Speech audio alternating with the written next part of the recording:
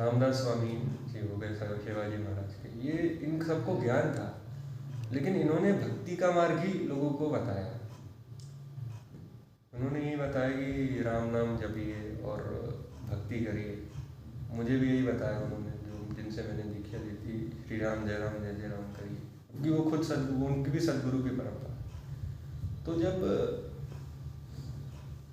मतलब जो गुरु जिनको ज्ञान था, ऐसे संतों को जिनको आत्मज्ञान था, तो भक्ति से तो शायद बहुत कम लोगों को ही ज्ञान होता है, तो इन्होंने फिर भक्ति का मार्ग क्यों लोगों को बताया?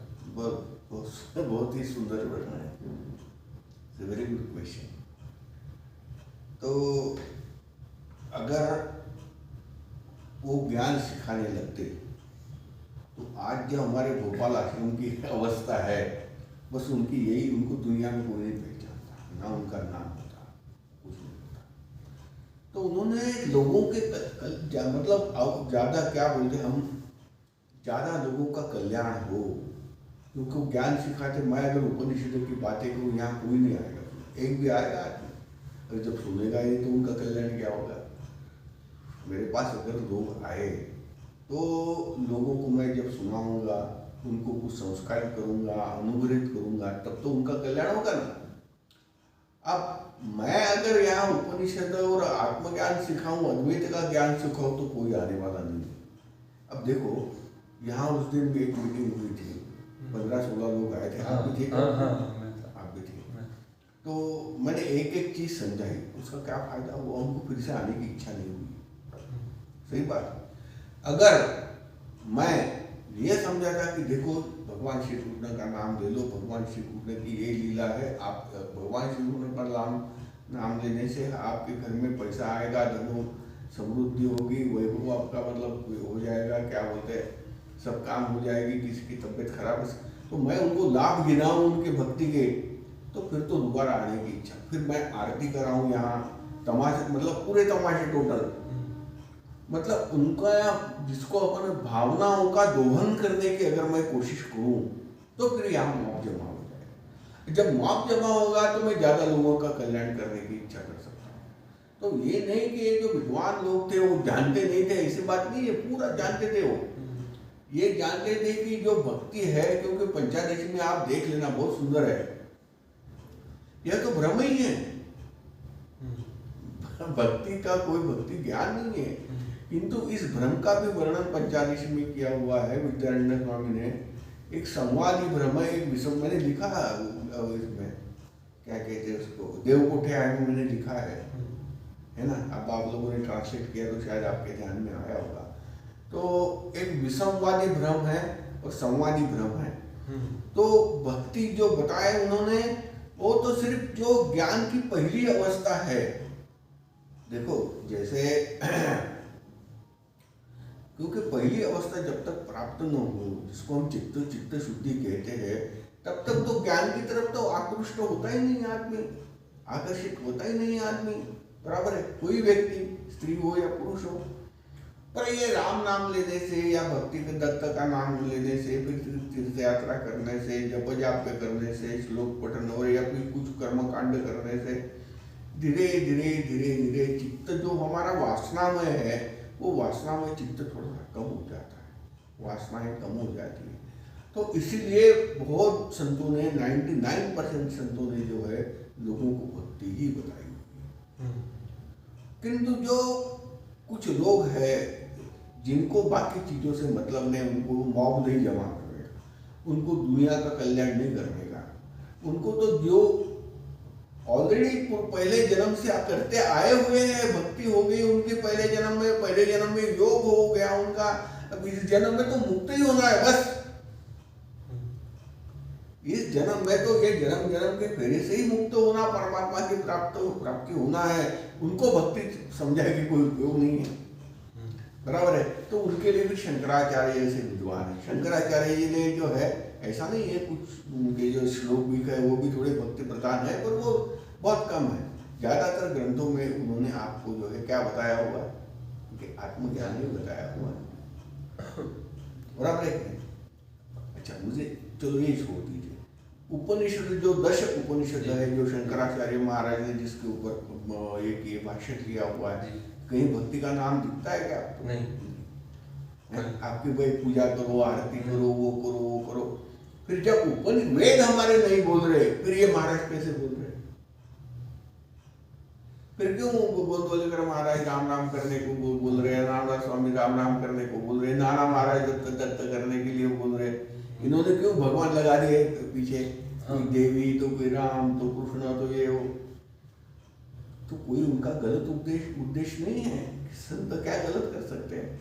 उनका उद्देश्य यही है, ज्यादातर लोगों को हम ये ईश्वर मार्ग में लगाएं। इस उद्देश्य से जो है ईश्वर का मार्ग हो, भक्ति मार्ग। ये इसलिए नहीं कि भक्ति करने से तुम मुक्त हो जाओगे, इसलिए नहीं।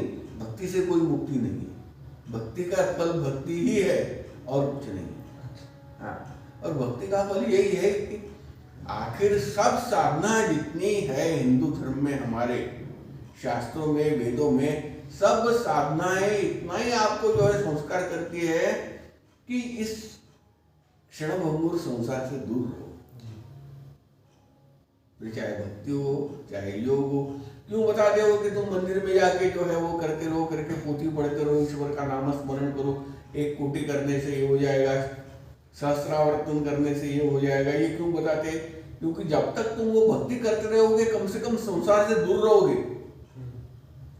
घर में जाओगे तो फिर रोना धोना झगड़े बराबर है ना। टेंशन किसी और घर में है क्या? क्या होता है घर? सत्य बात है कि गलत? हाँ, तो ऐसा उनका उद्देश्य ज्यादा से ज्यादा आपको ईश्वर की तरफ ले जा, ईश्वर के मार्ग पर ले जाने के लिए इन लोगों ने जो बहुत बहुत थोर संत थे, तुकाराम महाराज थे, विठल विठल विठल करते थे, बराबर है। अब एक संत है बैडाबाई। हाँ, वो गुरुबोध में आपने गुरुबोध में मैंने लिखा है, उनका कितना सुंदर है, आप देख लीजिए। हाँ, तो बहुत कम ऐसे संत है कि जिनको यह जन जागरण नहीं कराना, उनको बहुत आश्रम नहीं बनाना, चेले चपाटे तो बनाना ही नहीं है। मतलब बन गए ठीक है, बाकी मतलब ये उनका कोई उद्देश्य नहीं है। उनका तो उद्देश्य यही है कि उनको मालूम है कि मेरे पास जो आए हुए हैं वो तो वही लोग आए हैं जिनके कहीं से पूर्व जन्म के संस्कार है, माता पिता का पुण्य है उनके, जो मेरे शरण में आए हुए हैं। नहीं तो यहाँ कोई टिक नहीं। क्या मिलता है मेरे पास में? कुछ नहीं मिलता। ज्ञान के 2 शब्द ही मिल सकते हैं। तो ज्ञान के 2 शब्द की कीमत जो है वो बहुत ज्यादा है।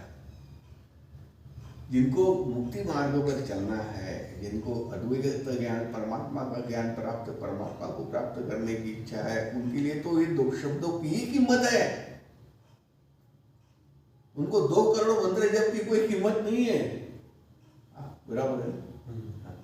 आ गया समझ में क्यों भक्ति बताई करके? हाँ, वैसे ही। पर जैसे हम इनको पढ़ते हैं, मीराबाई को पढ़ते हैं, या चैतन्य महाप्रभु जी को पढ़ते हैं, तो इनको तो हमको यही बताया जाता है कि ये भक्ति से प्राप्त हुए भगवान को। तो फिर उनको कैसे मतलब ऐसे बोला जाता है फिर कि वो भक्ति से प्राप्त? नहीं, इसको अधिवाद बोलते हैं। अधिवाद मतलब क्या है कि जैसे हमारे घर में बच्चे हैं, घर छोटे छोटे, तो उनको बोला जाता है कि बेटा ये लेसन पढ़ लेना, हम तुमको चॉकलेट देंगे करके। तो चॉकलेट की लालच में जो है वो बच्चा पढ़ता है, उसको नॉलेज पढ़ता है, वो करता है। बस ये जो है इसी तरह ये थियरी है कि भाई हमने जो पाया हुआ है वो भी भगवान का नाम स्मरण करके पाया। आप देखो जो अपने गुरु है वो भी बेचारे वो जो राधे राधे करते रहते या हरि नाम लेते रहते, फिर आप कौन से बड़े हो? पर वो जो राधे राधे करते हैं वो तो लोक संग्रह करके लिए, लोकानुकरण मतलब लोगों को रास्ता दिखाने के लिए राधे। उनको कोई मतलब नहीं राधे राधे से, उनको हरि हरि करने से कोई मतलब नहीं। उन्होंने तो हरि को जान दिया, प्रत्यक्ष कर दिया उन्होंने। अब बराबर है। हाँ,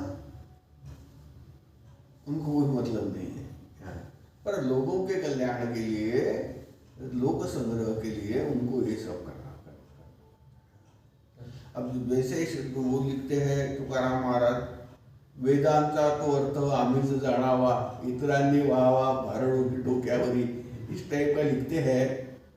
इसके बावजूद भी वो भक्ति पढ़ाते हैं, विठ्ठल विठ्ठल करो करके। विठ्ठल क्या है मैंने लिखा है बहुत सारा, वो जो किताब है अपने बहुत सुंदर है, मैंने पूरी पढ़ी है उसको। उसमें सब सारे देवी देवताओं के बारे में उसमें लिखा है, राम जी, देवी जी, सबके बारे में आपने समझाया है। तो मुख्य कारण कि इसलिए कि हमको अगर वेदों का ज्ञान प्राप्त करना है, उपनिषदों का ज्ञान और मुक्ति का मार्ग, मुक्ति प्राप्त करनी है, ईश्वर को प्रत्यक्ष करना है, तो हमको ज्ञान मार्ग से ही चलना पड़ेगा। और हम अगर बहुत ही देखो ऐसा है कि अगर हम अनपढ़ है, गंवार है, खेती करते हैं या और दूसरे बिजनेस करते हैं, अब तो हमको तो ज्ञान क्योंकि बुद्धि जो है हमारी मोटी है। मोटी बुद्धि के लोगों को तो ये काम ही नहीं है, मोटी बुद्धि के लोगों का। तो जिनकी बुद्धि ऑलरेडी सूक्ष्म हो गई है, हो रही है, तो उनके लिए है।